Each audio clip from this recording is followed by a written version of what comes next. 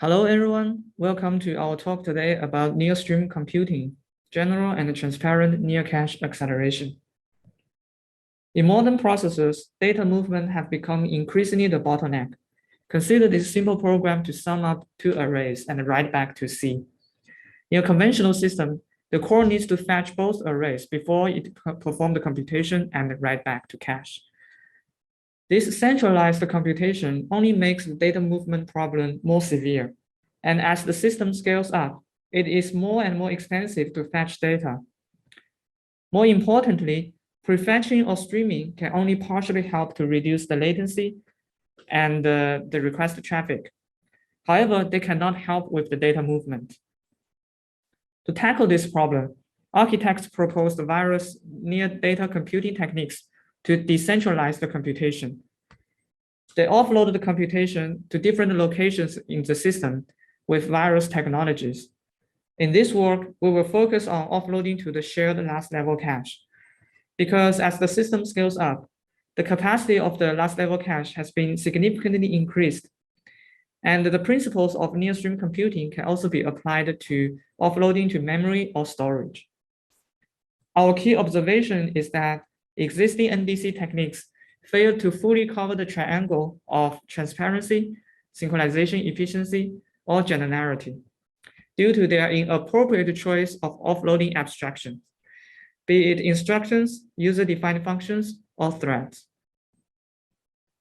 To better understand this problem, let's take a look at the features of an ideal NDC offloading abstraction.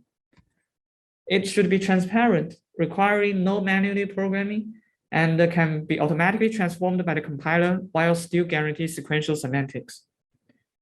Synchronization efficiency can be defined as the low traffic overhead to synchronize the core and the offload computation, plus perform the aliasing detection. Generality can be defined as to support arbitrary combination of memory access patterns and compute operation. Needless to say, an ideal NDC abstraction should provide all these three features. However, existing NDC abstractions failed to fully cover this triangle. A common choice of offloading is to offload the entire thread context.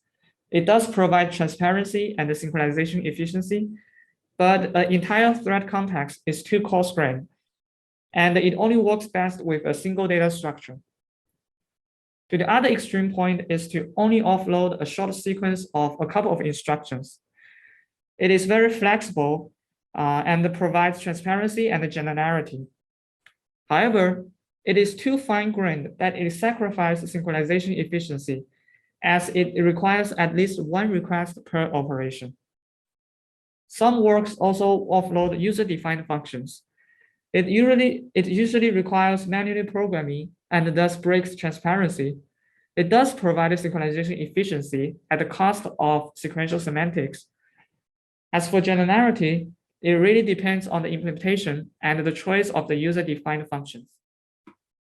So the key research question we try to answer here is that can we find a realistic abstraction that comes as close as the ideal one? Our solution is to use streams as the new abstraction and associate them with near data computations. Streams can be defined as a decoupled sequence of addresses and values. They are prevalent in data parallel workloads. For example, here we have two load stream AI and BI and a store stream CI. More importantly, streams capture long-term access patterns for each data structure. And this rich information can be used to enable transparent and general offloading. We propose near-stream computing, as now the computation is associated and scheduled along with the stream. For example, here, this add operation can be associated with the store stream CI, and it takes two load streams as the operands. By using streams as the new offloading abstraction, we can fully cover the triangle. For transparency, we extend the compiler and ISA to explicitly encode streams and the computation, while still provide sequential semantics. We propose coarse-grained range-based synchronization to efficiently offload the streams to the shared last level cache. And for generality, near-stream computing can support all the combinations of access patterns and operations. We evaluated near-stream computing with LVM-based compiler and Gen 5 simulator. Overall, we get 2.13 times speedup over state-of-the-art NDC techniques with 76% of network traffic reduction. We already covered the problem and the insight behind this work. Next, we will describe a taxonomy for near data computation and see that streams are general enough and brings new opportunities for near data computing. Following that, we will discuss the details of near-stream computing implementation, and finally comes the evaluation. To see how this can lead to a general solution, we here describe a taxonomy of near data computation. We classify near data computation into two dimensions, the address pattern and the compute type. For example, summing an array can be classified as an affine address pattern with a reduced compute.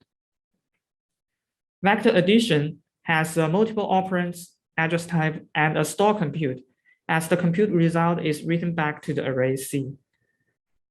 Push-based graph workloads usually has an indirect access pattern associated with some read-modified write atomic operation.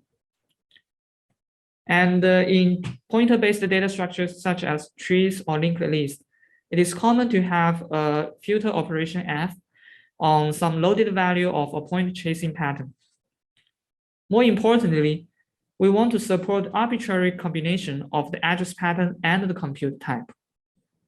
And the streams are an intuitively candidate to achieve this goal because the address pattern can be naturally expressed as the stream, and the compute type can be represented as the near-stream operation.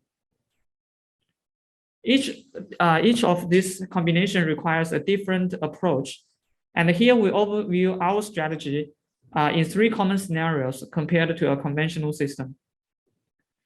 For affine reduce, a conventional system would need to fetch all the data and perform the operation in the core.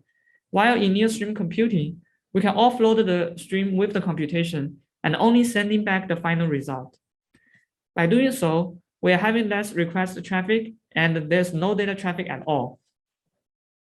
In the case of multiple operand store, the core needs to fetch both arrays and write back the result to the cache. In near-stream computing, both streams can be offloaded with the operands forwarded to the consuming stream and the computation performed in place. By doing so, we are having less data traffic to forward the operand compared to fetching both arrays, and there is no write-backs because the computation happens in place.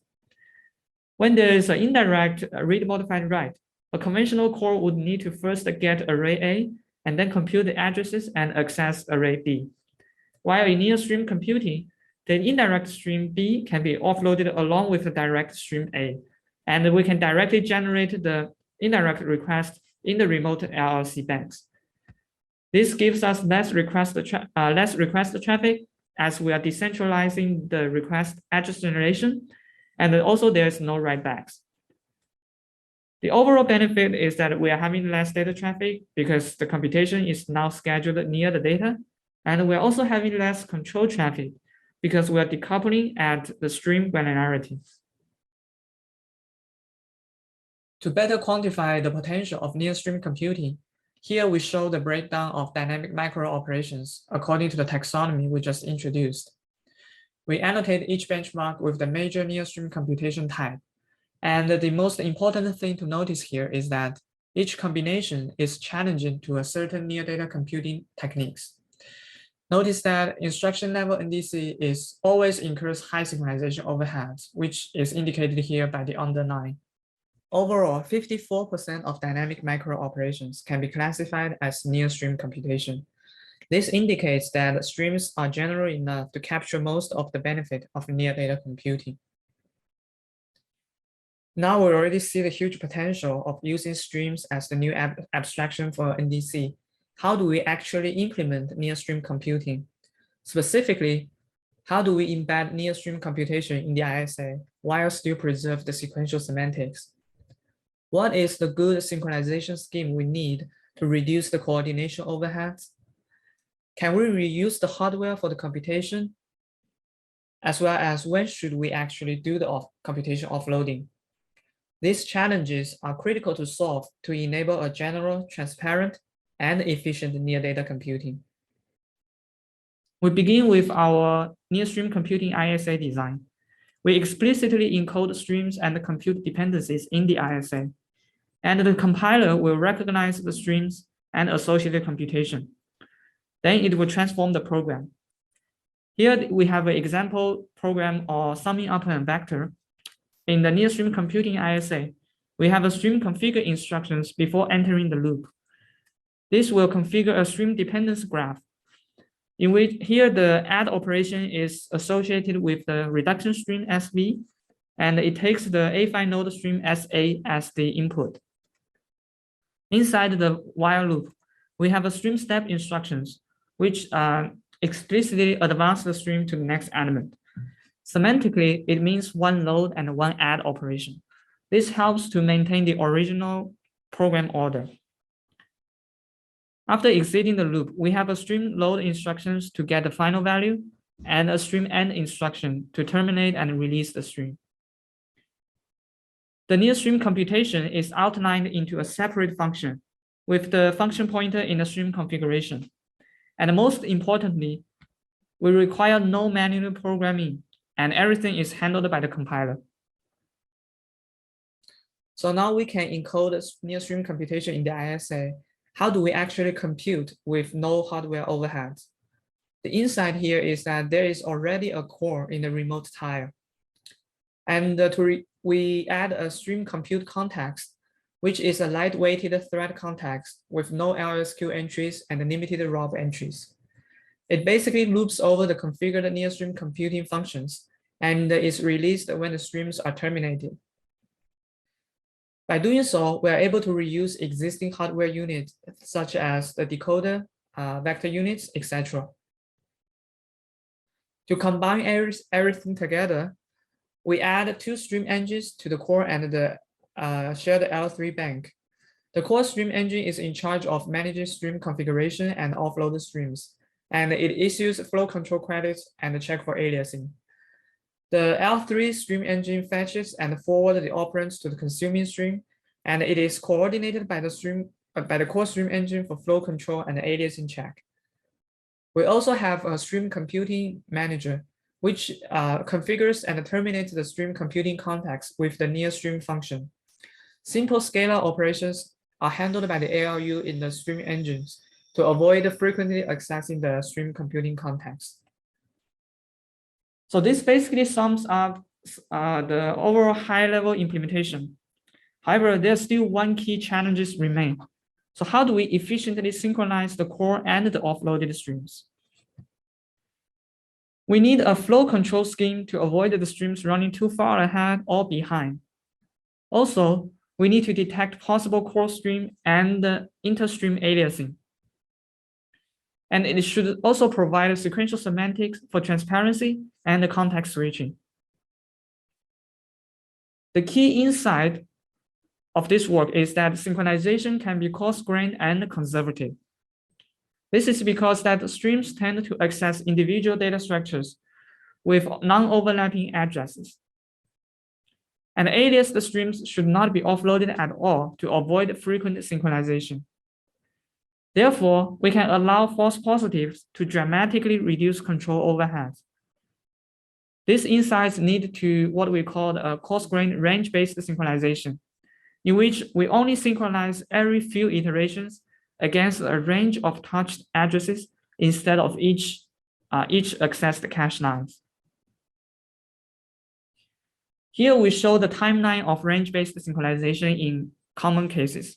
To begin with, the core stream engine allocates the credits for a number of iterations and send out these credits in one message.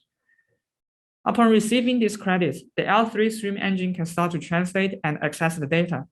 It builds up the ranges of the touched addresses and send back to the core. The core stream engine collects all the ranges from the offloaded streams, and as the core commits any memory access instructions, it will check for aliasing within this range. After the core committed all the iterations, it will send a commit message to the L3 stream engine to write back the data and release any state. After that, the L3 stream engine responds with a done message so that the core stream engine can allocate more credits. The whole process can be pipelined to hide the latency. And the key takeaway is that we only synchronize every few iterations, and we check aliasing against ranges. The overhead is 4 overall network messages per A5 stream element. When there is aliasing or context switching in the core basically sends out a commit message until the last committed iteration. And the L3 stream engine can commit until that iteration and then terminate the stream. It responds with a dump message so that now the stream can be continued in the core. By doing so, we're able to provide precise states, even we are offloading a whole stream. Even though the range-based synchronization can be highly efficient with this coarse-grained message exchange, so in certain scenarios, the programmer can guarantee there is no aliasing and are willing to sacrifice sequential semantics for performance. In such case, we allow the programmer to explicitly disable synchronization using a special pragma. And now the offloaded streams can directly commit without waiting for the core.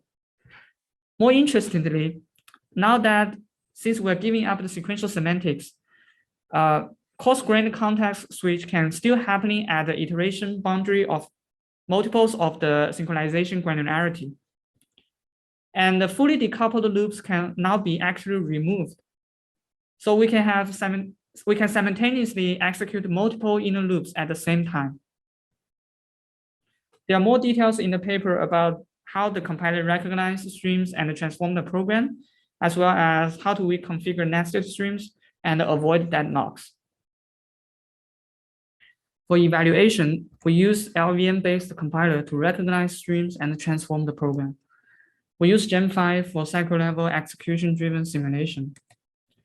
And we evaluated 14 data processing workloads from Rodinia and the Gap Graph Suite.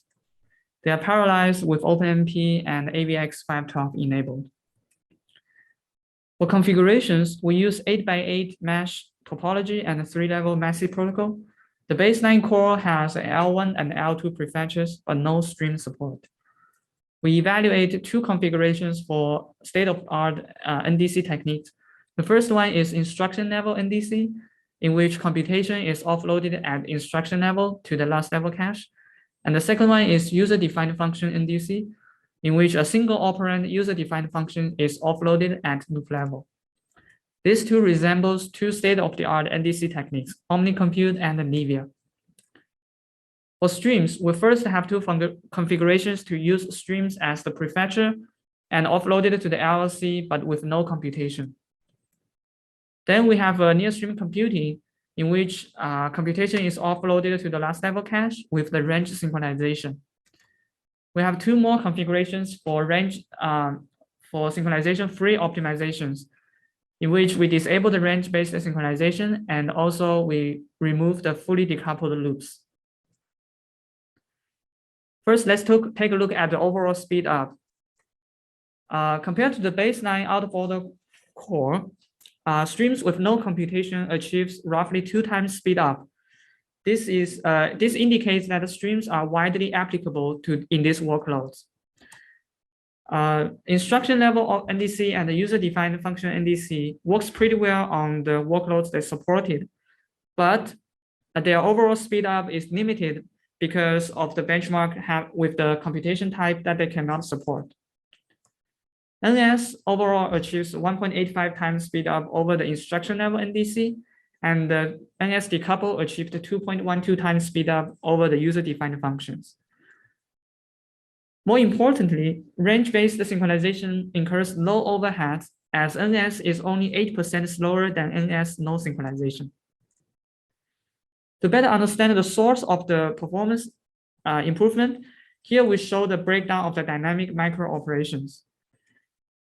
Overall, near-stream computing is general enough to capture 54% of dynamic micro operations, and 93% of these possible operations are being offloaded. with the only exception of the pool-based graph workloads, when the number of edges is too small to hide the offloading overheads. And this figure shows the network traffic reduction. All the traffic is classified into control traffic, data traffic, or NDC traffic to forward the operands and synchronize between the core and the offload computation.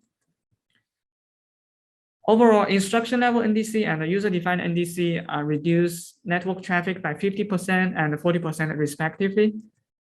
NS reduced the network traffic by 69% and 76% by NS decouple. This is because NS offloaded at string granularity and incurs low overhead using range-based synchronization. Finally, we look at the energy versus speed up. Near-stream computing and the NS decouple achieves 2.85 times and 3.52 times energy efficiency over the baseline out-of-order core. Both small in-order cores and large out-of-order cores can benefit from near-stream computing. To summarize, in this work, we proposed near-stream computing, which fully covers the triangle of transparency, efficiency, and generality. The core idea behind this work is to encode access patterns and compute dependencies in the ISA, which exposes rich semantic information to the hardware and enable intelligent offloading decisions. More importantly, this leads to programmer-friendly near-data architectures, which will become increasingly important as the system scales up with more heterogeneous memory systems. Thank you.